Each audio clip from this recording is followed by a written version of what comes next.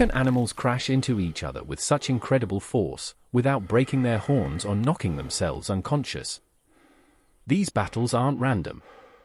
They're a test of strength to decide which male earns the right to breed. To us, every collision looks painful. But a healthy ram is built to absorb these powerful blows. Their thick skulls, powerful neck muscles, and specially shaped horns help spread the force of each impact. Even so, these clashes aren't completely risk-free. Extremely hard impacts can still cause injuries. If these impacts are so powerful, why don't their brains suffer the way ours would? Scientists have studied these collisions for decades, searching for the secret behind the ram's remarkable resilience. Their horns are made of keratin, the same material found in your fingernails, but they're built around a solid bony core.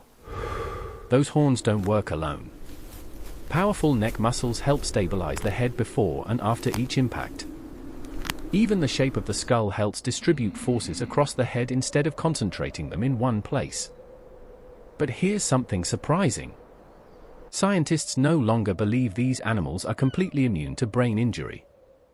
Recent research suggests repeated impacts may still affect the brain over time, although these animals remain remarkably well adapted for such contests. Nature rarely creates perfect protection.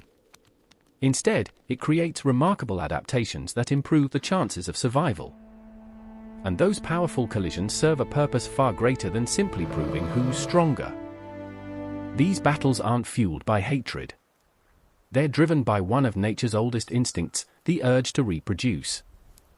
Instead of fighting every day, males usually compete when the breeding season arrives and rivals challenge one another. Before the first impact, each ram carefully judges the strength and determination of its opponent. Sometimes, that silent display is enough. One challenger may simply decide the risk isn't worth taking.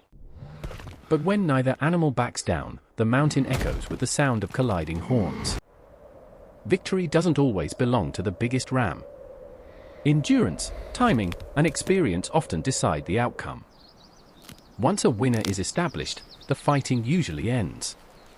There's little reason to waste energy on unnecessary battles. Perhaps the greatest lesson these animals teach isn't how to fight, but knowing when the fight is over. In the wild, these contests usually have a clear purpose.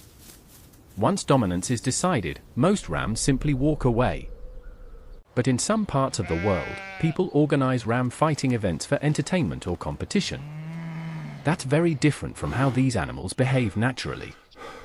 When animals are encouraged to fight again and again, the risk of stress and injury can become greater than it would be in nature.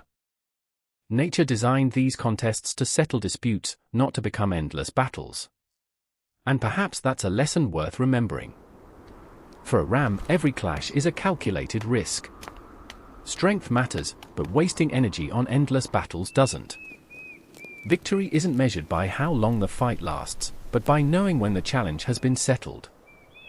In nature, even the fiercest rivals understand something humans often forget: not every conflict has to continue.